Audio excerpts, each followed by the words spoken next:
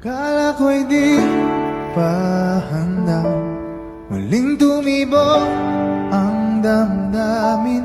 Ngunit bigla kang dumating sa buhay ko.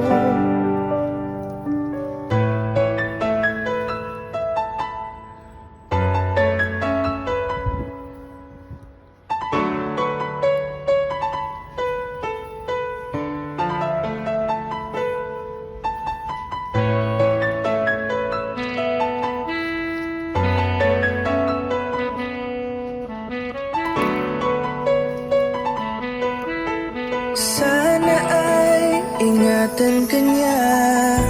Hindi ko kayang makitang lumuluha ka.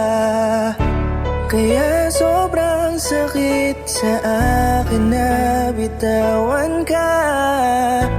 Ngunit ngayon ay hindi na pwede. Tayo'y napagod sa labay na talo.